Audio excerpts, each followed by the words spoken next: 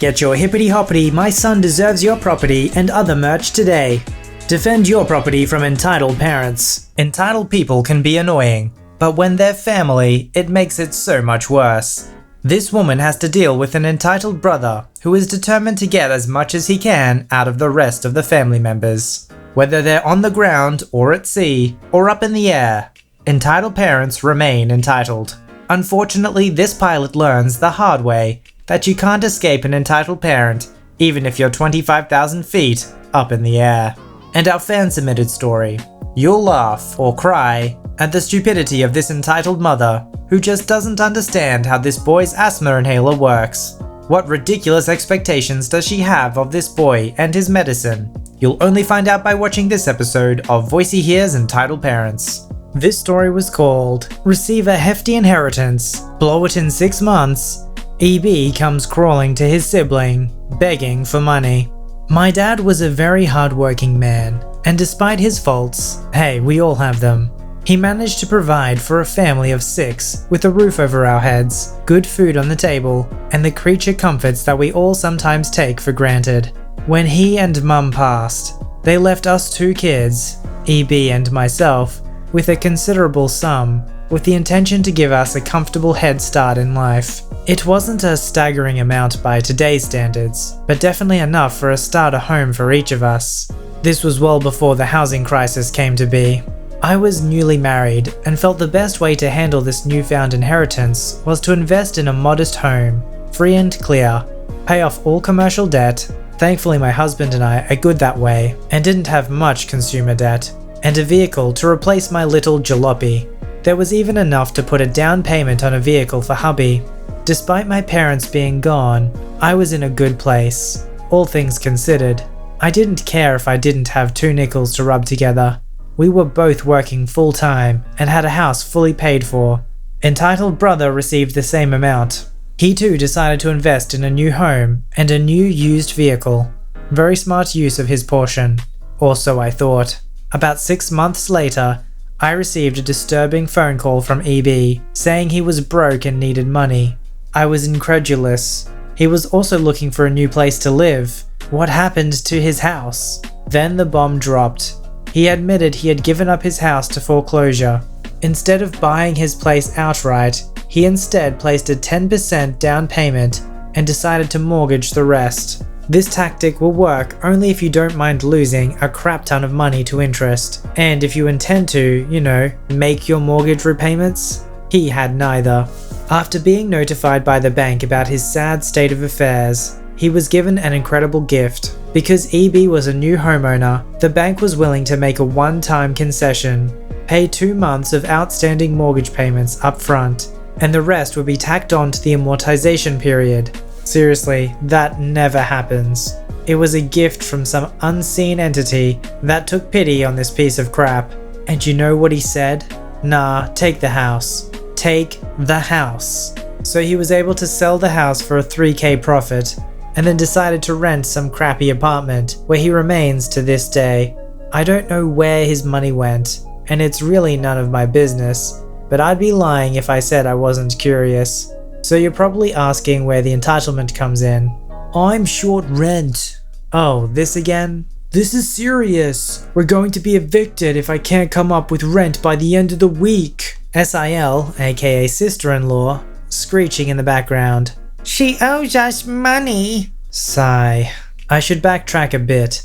When the estate was settled, I petitioned for a small portion of EB's share, about 10K, to cover the following items, among other things. Cleaning out the family house, including performing repairs to prepare the house for sale, arranging for both funeral services, since entitled brother went AWOL, my paying for both grave markers out of pocket, since EB refused to pitch in for what dad's policy couldn't cover, my paying for legal fees in relation to the execution of both wills and settling the estate. I should note that EB, in a moment of clarity, agreed to this arrangement without hesitation, even though I made it very clear that he was under no obligation. I thought that would be the end of it. Sister-in-law wouldn't have it. She accused me of stealing from EB his rightful share, and that I had such nerve to be so selfish to demand money from them when it was totally undeserved. This coming from the same woman who paraded through my parents' home on the day of my mum's funeral, pointing out the stuff that she wanted. I jokingly bet my husband that entitled brother would go through his inheritance within a year, while hubby said 6 months. I still owe him a fancy steak dinner since I lost the bet. Anyway, back to the rent story. All I could do was tell EB that I simply couldn't afford to pay his rent, since I had tuition to pay for, and my husband can't stand him, but I didn't tell him that. He didn't end up getting evicted, so he either found another sucker, or he had the money squirreled away and was just trying to find a way to get more money out of me. Sister-in-law will make a sniping comment now and then about how well off we are at their expense. She still claims that their financial downfall is somehow my fault, as opposed to their atrocious money handling skills. The most important thing is, they never did get kicked out. But I'm still dumbfounded and appalled at how this whole situation played out.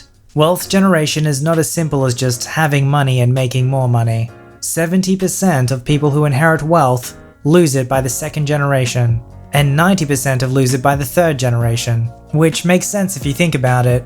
If you have no respect for the value because you didn't create it yourself, then it's so easy to lose. It's the same story for those who win the lottery. They think it'll make him happy, and maybe it does for a time, but they have no sense of managing the wealth, and it just evaporates. And of course, people like that, and the people in this story, once it's all gone, the entitlement still remains. You know that if they were to give anything to them, it would only create dependency. This fan-submitted story was called, "So, according to Entitled Mum, inhalers for asthma is a drug." So this happened around a year ago, and I was part of the track and field team, which is really easy to get into in middle school. At my school, there are no requirements for a tryout, and not so athletic people like me can even join. So we went to Beijing to have this competition for track and field, and I signed up for mostly running events and hurdling. 100 meter, 200 meter, and 3K running, and 100-200 meter hurdling. I have a mild type of asthma, which didn't really affect me until very recently. And since I started running 3 years ago, I got used to it and got the hang of it. However, I need to take an inhaler wherever I go in case I got an asthma attack. So we went there, and it took around 6 hours on train to get there. I had a couple friends going too, so it was alright. The day went fine, and then the events started to happen. Most of my friends went to do long jump, so I was pretty alone at the moment. The 200 meters were called up, and I participated. I got 3rd place out of 8 people running at the heat, so it was almost impossible for me to get a place in the best 3. I went back to my seat and went to use my inhaler because the day was hot and the air was quite thin. After I used it, I saw one of the teens, we would call ET, who was in the same race I was in, who got 4th place. He was just staring at me. I thought it was just because he never saw an inhaler before or something like that. So anyways, we get on to our next race, the 3K, which was happening simultaneously as the 100 meter hurdling. So I had to ditch the hurdling because I'd been practicing long distance more. And in 3K, it was made so that there were only 2 heats for the 2 genders, and the boys would go first. I noticed that the entitled teen was in the heat too. We started running and I got nowhere near the 1st place, finishing around 18 minutes. I spotted the entitled teen staring at me with disbelief as I finished the race faster than him, even though I am skinny. I take my inhaler again to stop my rapid uncontrollable breathing and get on with it. Then came the 100 meter, and guess what? Entitled teen was also in the same heat I was in, and he was staring at me even more. We ran and I beat him once again, getting 3rd place. I was congratulated by a bunch of my friends, who came back surprised to see me still competing. We went back and had lunch. While I was having lunch, Entitled Teen came up to me and the following transaction was like this. "Hey, nice job with the races today." "Oh thanks, you too." "Yeah, I was wanting to ask, what is the plastic thing you suck after you go into a race?" "Oh, it's an inhaler for asthma." "And what does it do?" So basically, when I do stuff that is too athletic or the air is too thin, I find it impossible to breathe or get any air into my system. So what this does is it stops that from happening. Okay. Then he walked back to his group of friends, and I thought that was the end of it. He got the knowledge he wanted while I get to be left alone. I was dead wrong. Before the next race, in about 10 minutes, which was 200-meter hurdles, E.T. and what seems like his mum came up to me. Let's call her EM. So how can I help you? Yeah, so basically my son says you have an inhaler. Yeah? He was wondering if he can use it after the race. Okay, does he have asthma or something? No, he just wants to try it out. Just saying, but people who do not have asthma taking this medicine for asthma generally can create a bad reaction, and it is generally not good for them. Don't teach me medicine. Alright, but just heed my warning. I went to the bathroom just after the 200-meter hurdle was announced. I hoped that I wasn't in the first heat, but I was, so I had to run all the way across the field and get into my position. At this moment I was already exhausted, and now I have to do another 200-meter hurdle race. This time, E.T. wasn't in my heat, but in the next one. I tried my best to go through most of the hurdles, and ended up tripping myself in the 5th one. I got up and continued. I finished last and I was having a really bad asthma attack. I started walking up quickly as possible to my bag, just to see the entitled mum standing there with my inhaler. Please, pass the inhaler. I was running out of breath. Not until my child uses it. I need it right now. No you don't, you already have plenty of this drug in you. It's not a drug. Oh really? Then why are you doing better than my kid in everything? I was just trying to maintain my breath. Ah, quiet I see. You are such an irresponsible teen. They should imprison you for using drugs. Please. Don't please me. My son needs this drug. He wants to be the best. Luckily my friend, let's call him F, suddenly rushed to my side. I make him one last attempt to grab my inhaler, but EM turned around. What the heck? Give the inhaler. No, my son deserves the drug, and you shouldn't be able to have it. Seriously, he needs it. He needs it because he's addicted to it. I was basically choking and could make out a few more lines. Oh my goodness, just give it to him. Not until my son has it. He wants to be the best. This got a lot of attention from other people, and they started to huddle around us. A couple of my friends tried to grab her, but she wouldn't let them. Before I knew it, I passed out. I woke up in the nurse office with my friends beside me. F filled in the details of what happened. Once I passed out, they immediately noticed, because my head bashed onto one of the chairs without any signs of painfulness. Apparently, EM and ET quickly gave back the inhaler, and EM's face whitened, and she grabbed ET and left. The coaches got involved and EM wasn't allowed back onto the school grounds, which wasn't a big problem for her, since she was a foreigner, and the son was just part of the competition. However, later that day, we saw the pair in the same hotel that we were going to. At the end, I felt bad for the kid to be brought up by this crappy parent. This story was called, "Let My Child Use Your Prescription Swimming Goggles." So this happened a few months ago, when I went swimming with my family, and for the first time ever, I was able to see in the pool. I have pretty bad vision, and I cannot see at all without my glasses. My parents couldn't find anyone who was able to make swimming goggles in my prescription, but we finally found an online website where you can order custom goggles, and oh my gosh, I was so happy when they arrived. I could not wait to try them out. And of course, I saw a pool in person for the very first time. It was honestly a very emotional time for me. I was swimming around and not bumping into people like I used to, splashing around and generally having a blast while being able to see the whole time. I swam over to the fountain machines where bubbles were shooting out of the pool and started to swim through the bubbly water when a mother and a child came over towards my direction.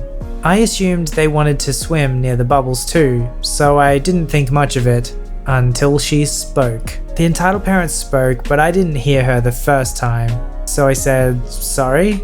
as a way to get her to repeat. She spoke louder the second time. "Can we have your goggles, please?" "Oh, no. These are my own prescription goggles. They sell others at the main entrance though." I pointed towards where they were selling all of the swimming equipment, such as swimsuits, floats, etc. "We don't have any money left.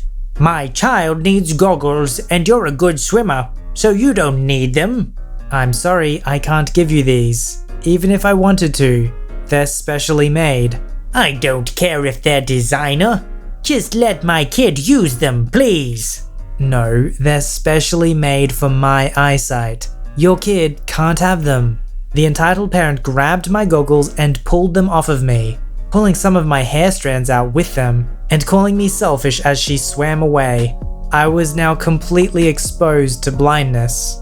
I could not see a thing. All I could do was see blue and white, a few puddles of red here and there, but I was not able to move for fear of going over to a deeper area accidentally and not being able to find my way to a wall to support myself. I panicked and I started to try and focus, but I got so ticked off at myself for having such messed up eyes. I started hating myself for being born this way and hating that woman for taking them.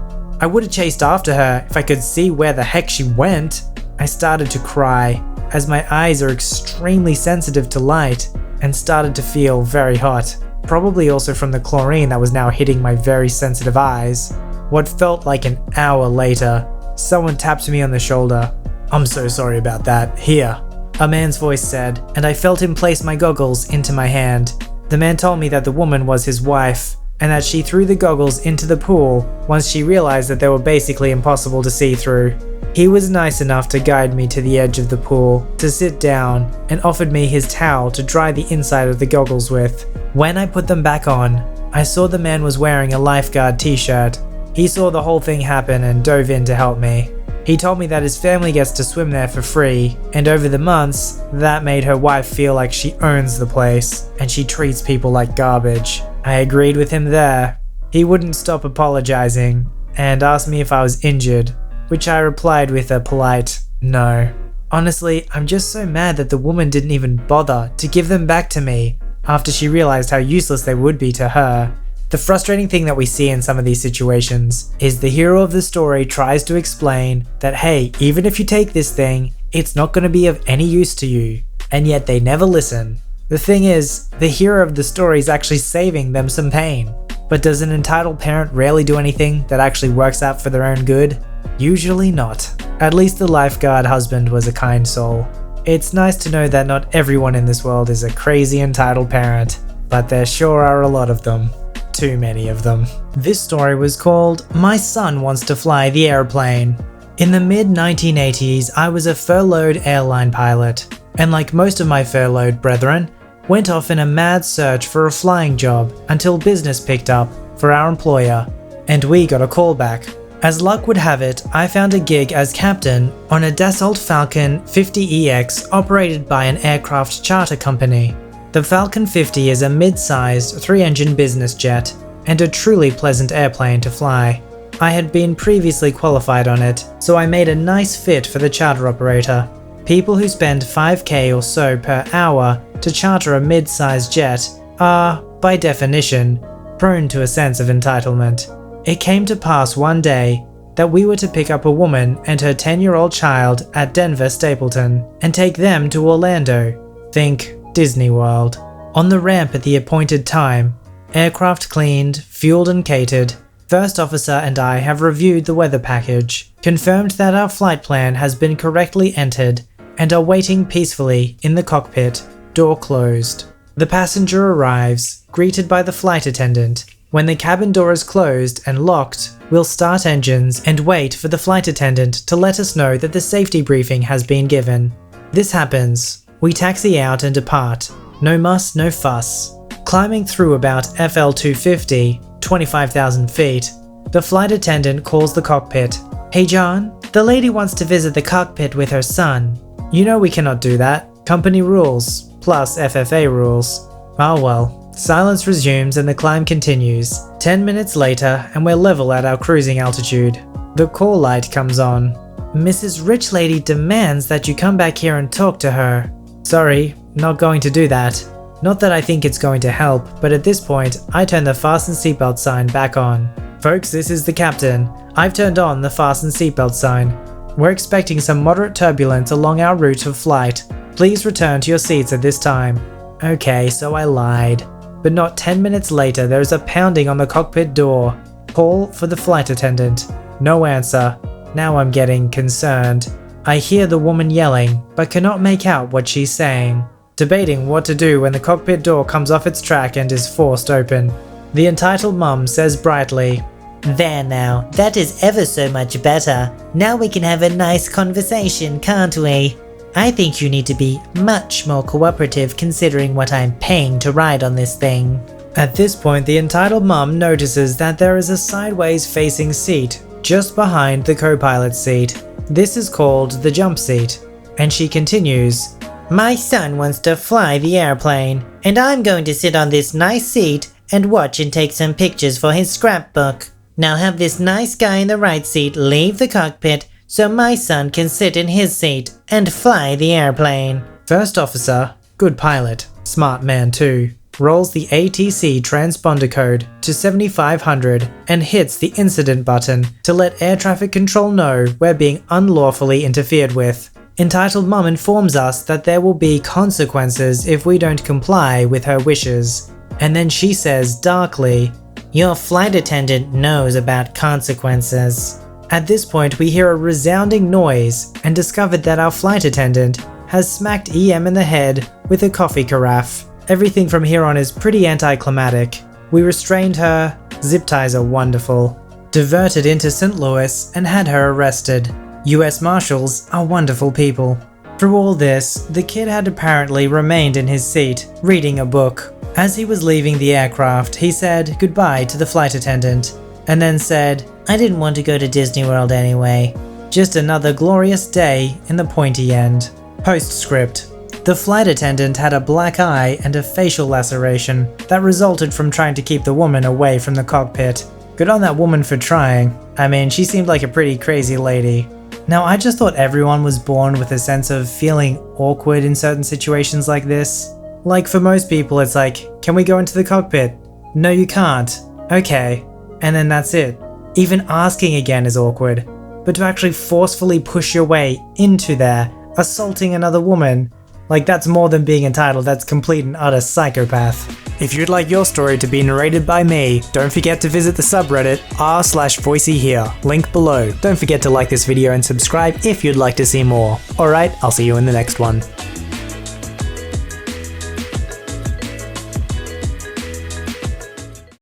Your flight attendant knows about consequences.